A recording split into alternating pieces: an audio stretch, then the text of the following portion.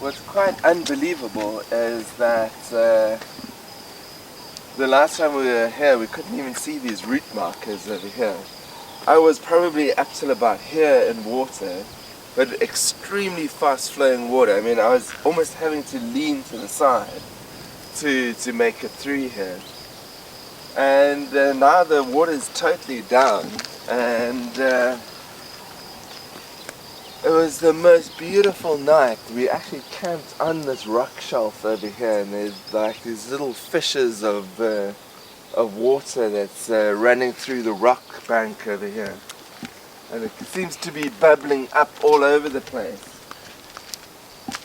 Really one of the most beautiful little finds, and quite a beautiful, pleasant place to come and camp.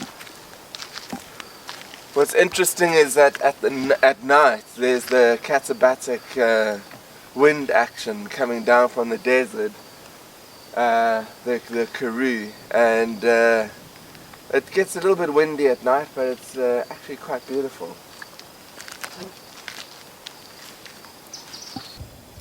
This over here is the mighty Doring River. But a few months ago, this was a raging torrent. I could probably pee harder than that right now.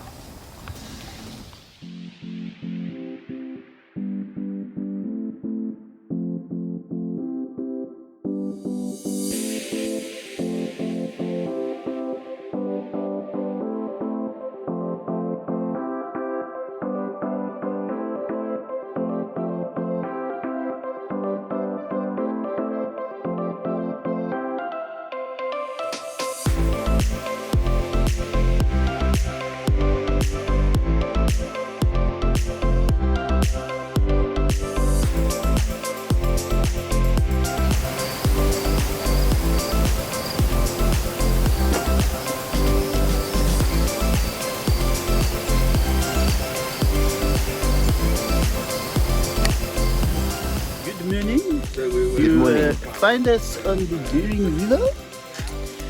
This morning we have made a lovely breakfast for these beautiful people. Today we are having salmon trout. Well, it's not salmon trout, it's trout. We can't be making two fish. It's trout. We're having trout on croissant with scrambled eggs and spring onion. And some cherry tomatoes braised with a little pepper and salt. We have our coffee ready, we have our juice. All in all, I think this will be a very good meal. Cheers. Cheers. Just check this, dude. You can look in there, and while I'm shaving, I've got this like wicked view behind me. It's like insane. But the question is, what the hell? Yeah, I know what you're saying.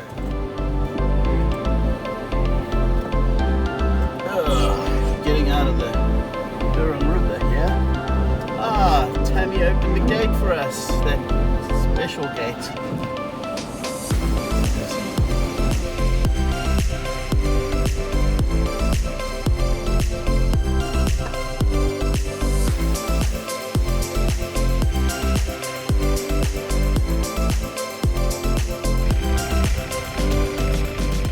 Mike had done some Google Earth research and discovered a potential campsite for us for the future. We go in search of it, but it seems to be pretty difficult. The track is nowhere to be found.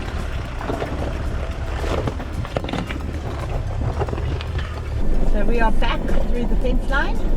Michael managed to cut around and find another fallen area of the fence. So we are now traversing the track and trying to catch up with Tim. Tim has taken the top ridge line and found himself stuck. We were hoping to take a left path, but the rock's incredibly rocky. So it looks like we're going to have to traverse along the top line and find Tim and see if there's a way down to the river that way. It's gotten pretty rocky now.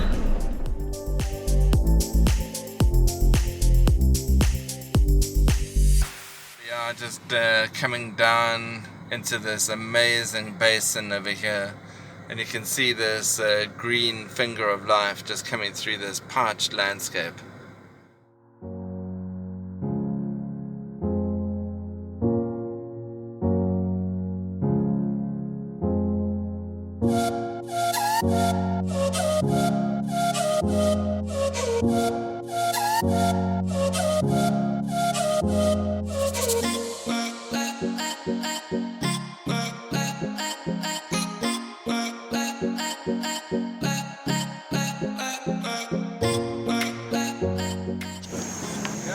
We've just followed the route down to the Doring, to the left of the farm we were camping next to this morning.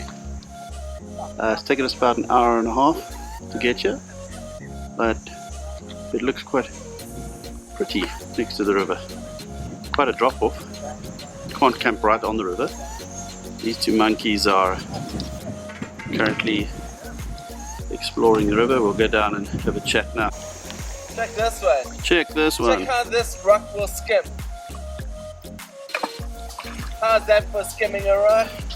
So we managed to find tracks down to the river. And it was a beautiful road all the way along. And now it goes up along the mountain and traverses along the mountain. We just walked along to see, the guys have just had a swim, what it's like. The problem is the rock fall has come from there and it's come straight down and created these awesome gullies. But not so fine to ride. A little bit of Rutgers felt powdered dust in this river basin. Obviously salt over the years. Just chasing down Tim and his Fortuna over. So here we are after doing some rocky driving, pretty gnarly, sharp type of shale rock. My car is not exactly equipped for this kind of terrain. I don't have the right tires on the car.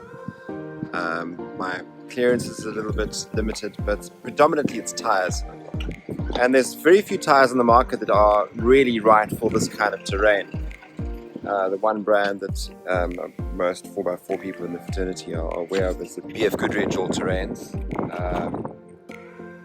You get them in a mudder version or in an all-terrain version. And I don't have them, I don't have the money for it.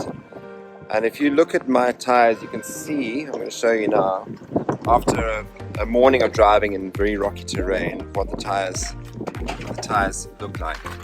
If you look here, the black marks on this tire is where the tire has been in contact with rock. Look how high up on the side wall the rocks have been in contact with the tire. This is all abrasion from rubbing up against rocks. Even though I'm trying my very best not to drive over those sections, but you can't avoid it. So what you really need is tires in this area, where this area needs to be reinforced with a good sidewall protection. You need at least a 3-ply sidewall. These tires don't have that. They don't have any tread protection down the side. They don't have any, So if you deflate your tires, which I haven't done any further, then you're going to have this mid area way more in contact with the rocks, and that's where your tires will rip. So this is BF Goodrich tires. Now look at the tread pattern and the sidewall protection. This is regardless of the inner sidewall protection. This is just an outer tread. Inside he has 3 ply sidewall. And again, you can see the abrasion where the rocks have been in contact with tires. Tim's been driving far more aggressively than I have, quicker. And you can see his tires are way more abrasion, So that's why you need a good tire like this. So this is like a vernacular building structure where they've used materials from the landscape. So this is mud and straw bale, brick construction. It's all melded together, melted together, like as you can see. The weak point of it is once the outer covering has been removed, like this has. So this building's literally melting away at the moment. But what's so radical is that it'll just become part of the landscape again. So what's interesting about these buildings is that they literally don't have foundations. Not as we know them. This lower stone wall over here is literally laid on top of the ground. And then where I'm standing, it's filled up to that same level. And because it's all made with the same kind of clay, it all binds together and over time solidifies. And if you put a little bit of lime with this mixture, it all binds together. And then literally they make their own mud and straw blocks over here, which they build with. And obviously you can see once it has lost its strength, in terms of the corners where it would have been buttressed. You know, now what's going to happen is this wall slowly over time is going to start to fall over. As you can see, it's got a lean on it, and you know, if they ever have any rain here, it'll just melt away. You can see how this is already started to kind of melt away.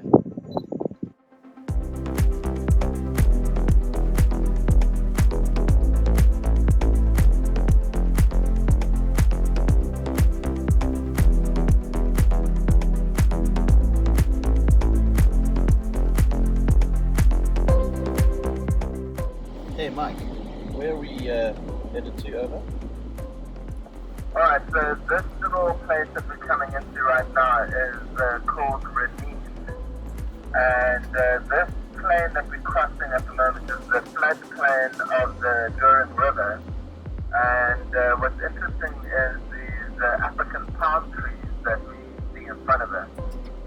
Yeah, I think these things have probably been brought in by somebody, and then because it's in the river course, they obviously get in and get deposited all over the place. It's pretty much like the gum trees as well, over. Mike, is this a working farmstead or is it deserted, over? I don't know, I've never been here, over. But Michael, you do everything, over.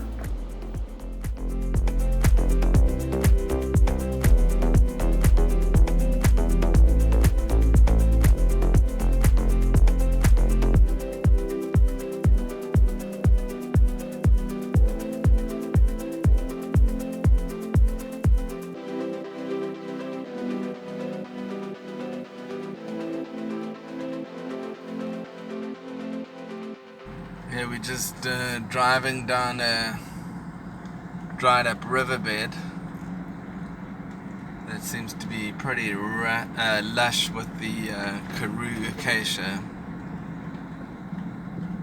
Oleander thickets gives way to this amazing stone causeway over the River, and in the background you can see the 4x4 route going up the mountain.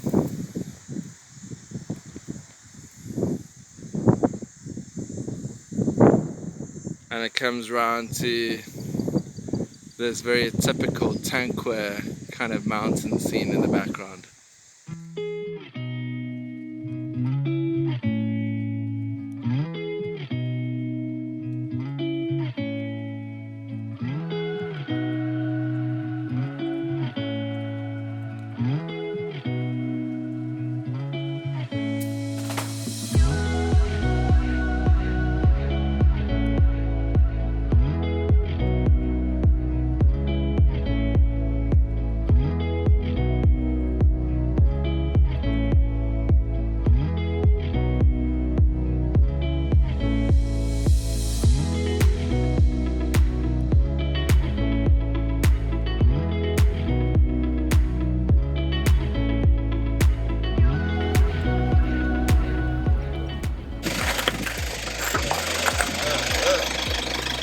How was that?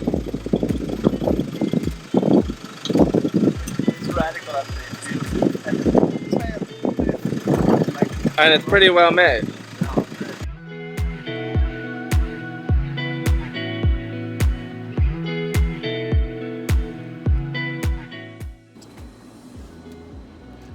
So, we've just left the group. We had a little meeting. Some of the group are heading to Neisner tomorrow, so they've got a 6-hour drive ahead of them and would like to get to camp early tonight.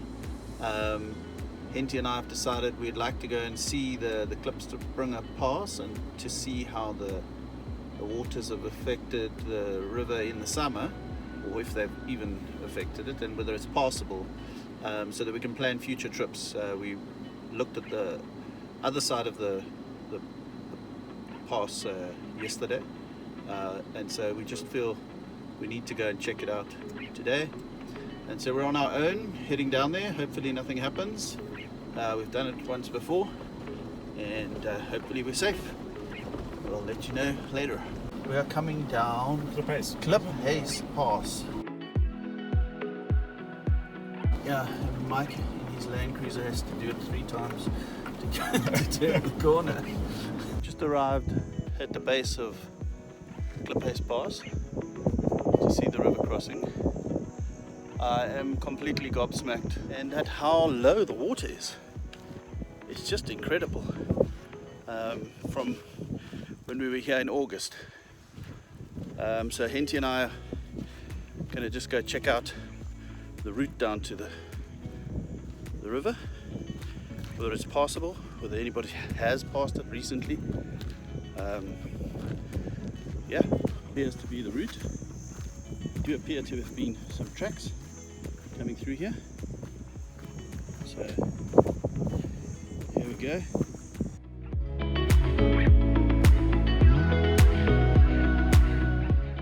Oh, there's even a cobbled road. And then you do another 45 degree.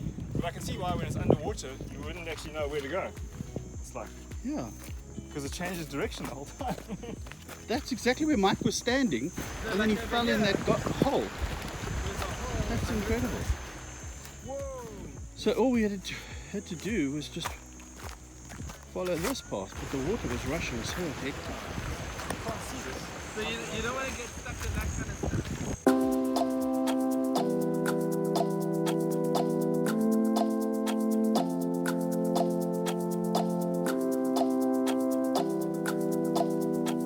While we inspect the Kliphuis Kloof crossing, the others detour to go and inspect the Elandsvlei crossing. So here we're just coming to the Elandsvlei crossing of the Doring River. We're just going to check the water level over here. So just underneath these trees that have kind of fallen down, there's this amazing gateway to the Doring River as we come up down here.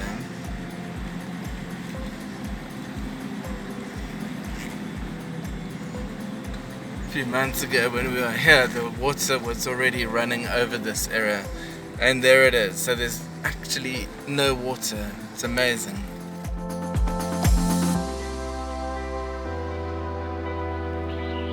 Back at Kliphuis Kloof, we send the drone up to get a better idea of the route through the river.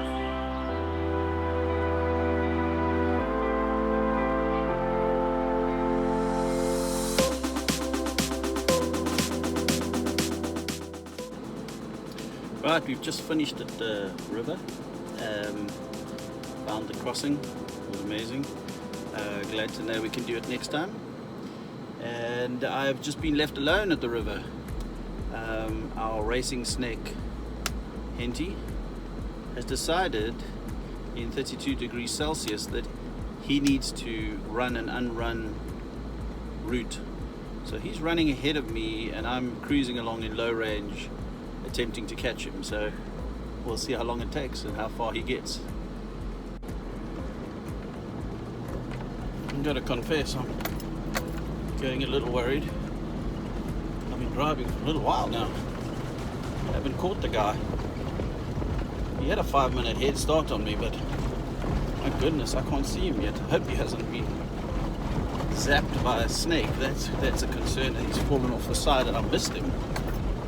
But I'm going to go to the main turn to the big incline and hopefully catch up with him by then.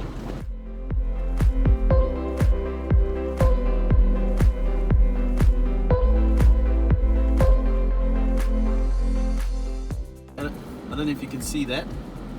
I'm going to zoom in. Just a little dot running in the distance on the right. There goes Henty, way ahead of me. Henty was in shot a second ago at the corner here. I didn't get the record button fast enough. But he will have reached the top of Kliphuis Pass before me, which is something quite phenomenal. It's a big climb. And to run all the way from the river, oh my word, what an achievement. What an achievement. That is so flippin' cool. No one is going to have that on their Strava. That's for sure. It appears he's decided not to wait for me any further. Oh, there he is. Here he is. Hey, here comes the man. Let's give him a good hoot. Woo-hoo-hoo-hoo, he's hooting. He wants a lift. He needs a lift. Hey, man, that is amazing.